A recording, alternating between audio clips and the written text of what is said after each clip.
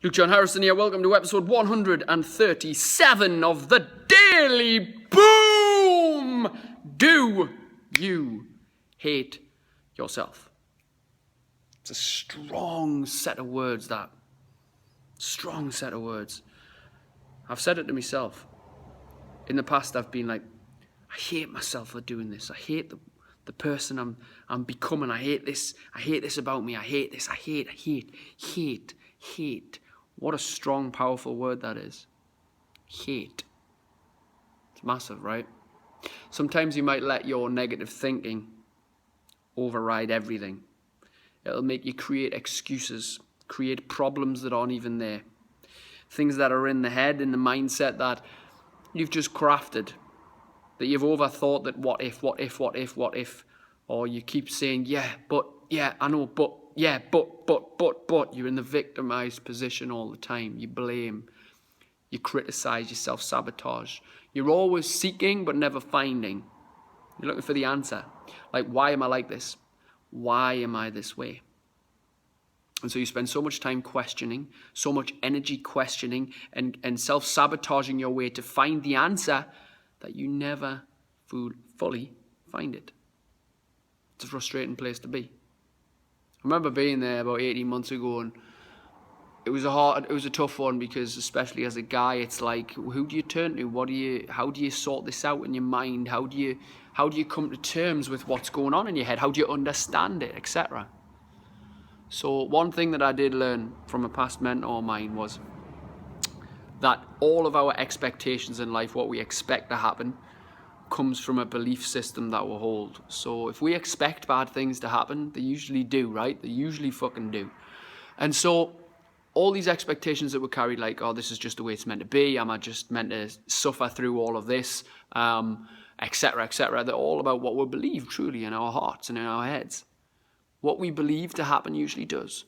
But this set of beliefs that we have, and we all have different beliefs, what's right and what's wrong. Not to say what is right and what's wrong, but what is true for you. These beliefs come from the way we perceive ourselves, perceive the world, the perception, if you will. And sometimes we get so roped up in the tunnel vision of what should be and what already is and what past has told us, that we can only see one perception. Like, this is the way it's going to be, so I believe this, so I'm going to expect this, and this is eventually what's going to happen. So this little flow chart, if you will, from an expectation which is formed from a belief, formed from a perception, stems usually from influence in the past. Something that's happened. Childhood, or previous relationship, or just something that's happened consistently within your life which makes you believe, oh, well, it's happened that much, so it's just going to happen again, and hey, I expect it to happen, so what happens? It happens. And maybe it's not the thing that you want to happen, but it keeps happening because in your head, you keep believing, well, it's probably just going to work out this way. If you think you're going to fail, a lot of the time you will. Sometimes you get surprised, but just because you fail doesn't make you a failure. Because when you fail, you learn a lesson from it. Life's an accumulation of lessons. And the thing is, when we're looking for an answer, we're looking for this answer to our problems, to answer to why we're like this way, why we can't succeed, why we feel trapped and we don't like ourselves. Why is it? Why? Before an answer comes a reason, really. And so that reason sometimes turns into, well, I think I'm like this because.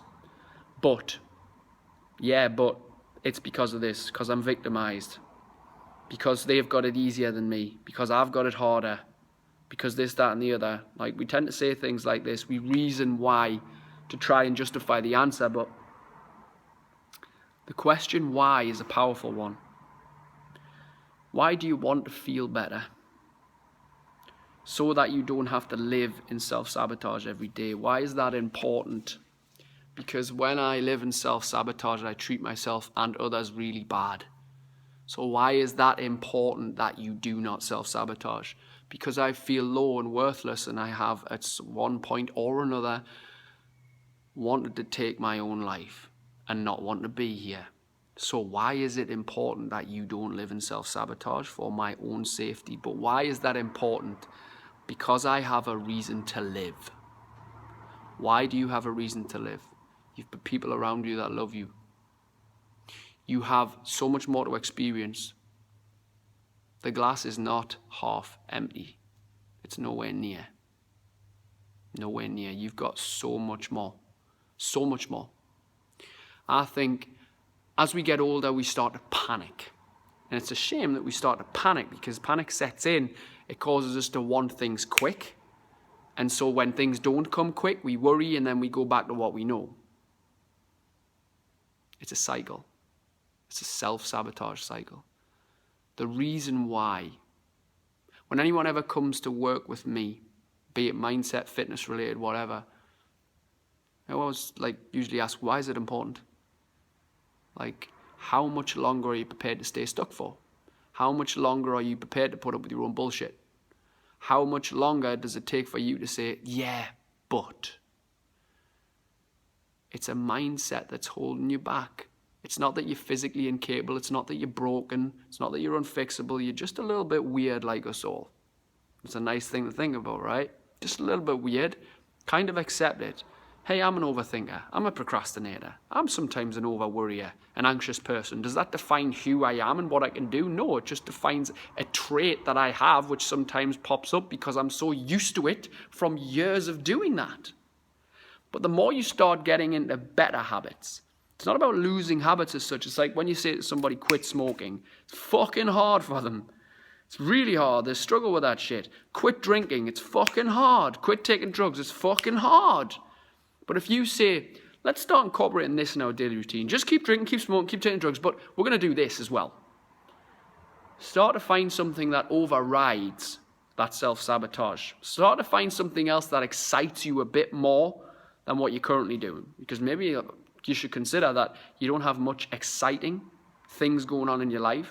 That's why we choose to sedate and self-sabotage and choose the choices that don't help us move forward.